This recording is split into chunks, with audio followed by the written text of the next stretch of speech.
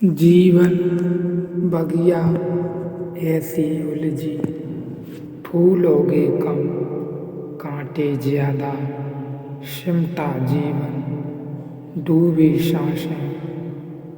आना है तो अब भी आजा, यदि आपने अभी तक अंतिम अध्याय नहीं देखा है। मैं को केंद्र पर जीने वाले एवं तुम को केंद्र पर रखकर जीने वाले, तो आप इन दोनों अध्यायों को देखें, इसके बाद ही इस अध्याय में प्रवेश करें। यह अध्याय पूर्वी मनीषा के 3 रहस्यों को खोलता है, जो 3 तरह के अनुभव में जीते हैं।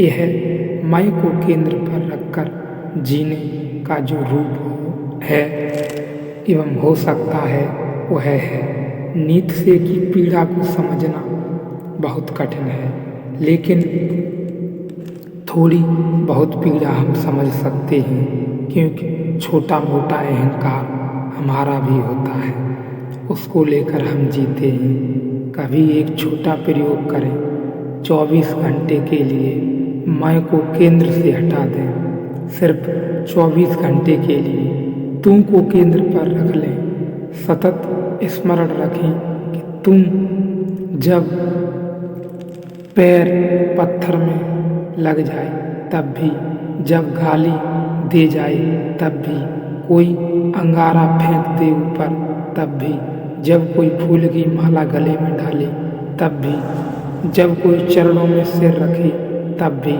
24 घंटे के लिए स्मरण रख लें। केंद्र पर मैं नहीं हूँ, तुम है, तो आपको जीवन में एक नए अध्याय का प्रारंभ हो जाएगा। अगर 24 घंटे यह स्मरण संभव हो सका, अगर पूरा न भी हुआ, 24 घंटे में 24 मिनट भी पूरा हो गया, तो जीवन एक नई राह पर चल पड़ेगा। तो आप वही आदमी दोबारा नहीं हो सकेंगे जो आप पहले थे, यदि आप 24 मिनट भी तू को केंद्र पर रखकर जीते हैं, क्योंकि एक बार तू के साथ जीने की निश्चिंतता मिल जाए, फिर जो आप मैं के साथ कभी जीना न चाहेंगे, मैं से भार तू पर चला जाएगा। तो इस शुद्ध चेतना को खोजना आसान हो जाता है, या शुद्ध चेतना मिल जाए तो मैं से तत्काल तू की तरफ भाव चला जाता है।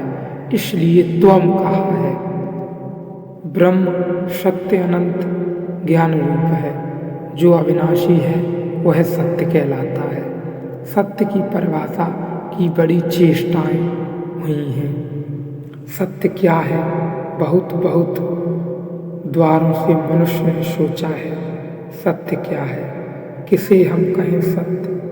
विज्ञान तथ्य को सत्य कहता है, और विज्ञान की परिभाषा आज बड़े पैमाने पर स्वीकृत है। विज्ञान कहता है जो तथ्य है वही सत्य है। तथ्य का मतलब है कि जिस प्रयोग से जांचा परखा जा सके, जिसके लिए प्रमाण वस्तु जगत में उपलब्ध हो सके। समझें, यह हाथ मैं ऊपर उठाता हूँ, अगर यहाँ बैठे हुए इतने लोगों में से एक व्यक्ति कहे सिर्फ कि हाँ मैं हाथ को उठा हुआ देखता हूँ, और बाकी लोग कहें कि नहीं देखता हूँ,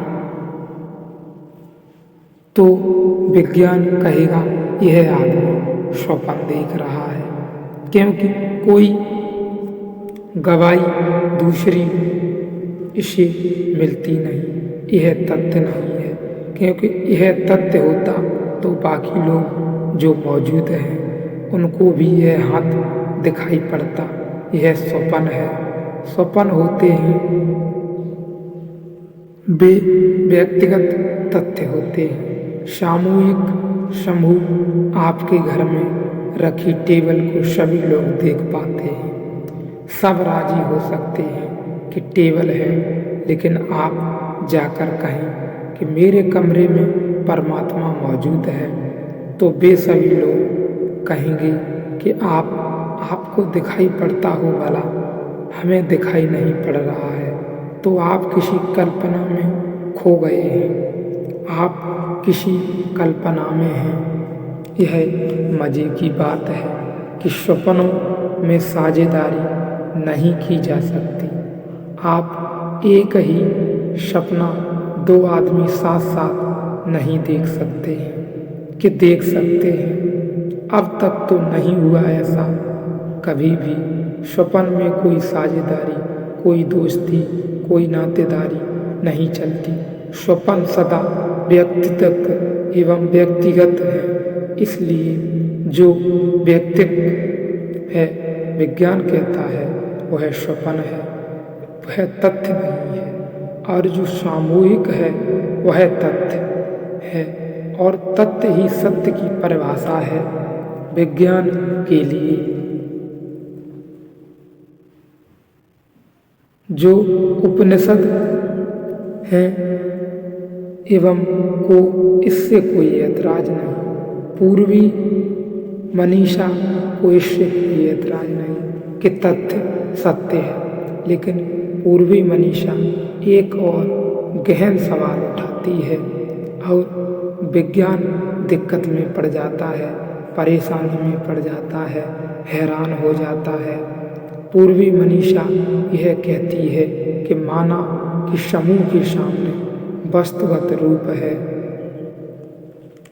ऑब्जेक्टिकली, जो कि माना कि समूह के सामने मौजूद है वह सत्य है। लेकिन जो आज मौजूद है वह कल गैर मौजूद हो जाता है, और कल जो गैर मौजूद था वह आज मौजूद हो जाता है। तो पूर्वी मनीषा यह कहती है कि हम सत्य तो उसको कहते हैं जो कभी गैर मौजूद नहीं होता। ऐसा नहीं है कि आज है और कल नहीं हो जाए। जो सदा ही है हम सिर्फ उसी को सत्य कहते हैं। विज्ञान परेशानी में पड़ जाता है, बाकी को हम तथ्य कहते हैं। तो पूर्वी मनीषा तीन हिस्से करती है स्वप्न। उसे कहते हैं व्यक्तिगत की, निजी कल्पना है व्यक्ति की। तथ्य उसे कहती है जो समूह का अनुभव है, लोगों का अनुभव है, बहुत से लोगों का। और सत्य उसे कहती है जो शाश्वत की व्यवस्था है, जो परमात्मा की व्यवस्था है, जो सदा है। क्योंकि जो कल तथ्य था वह आज तथ्य नहीं है। कल आप जवान थे और सभी ने गवाही दी थी कि आप जवान हैं, और आज आप जवान नहीं हैं। सत्य का क्या हुआ? और अगर सत्य भी ऐसा बदल जाता है 10 साल में, जो रात भर सपना चला और 10 घंटे बाद बदल गया, उसमें और इसमें जो फर्क है वह केवल समय की अवधि का ही है। तो हुआ, एक आदमी सपने में सम्राट था, रात 8 घंटे सम्राट रहा, सुबह होकर फिर भिखारी हो गया। तो 8 घंटे तो वह सम्राट था। आप कहेंगे हम सब इसमें गवाह नहीं हैं, लेकिन वह आदमी कहेगा कि सपने में जितने भी लोग मौजूद थे इसके गवाह थे। मैं अकेला ही सम्राट नहीं था, नौकर चाकर थे, मंत्री थे, फौजें थी, बड़ी राजधानी थी, सब था, बड़ी प्रजा थी, और वे सब गवाह थे, क्योंकि सब मुझे स्वीकार थे कि मैं सम्राट हूँ। तो फर्क इतना हुआ कि वह आदमी 8 घंटे सपना देखता है और आपकी जवानी 10 या 20 साल समय का फासला हुआ। अगर ऐसा समझ लें कि एक आदमी कोमा में पड़ जाए, 20 साल तक और सपना देखता रहे सम्राट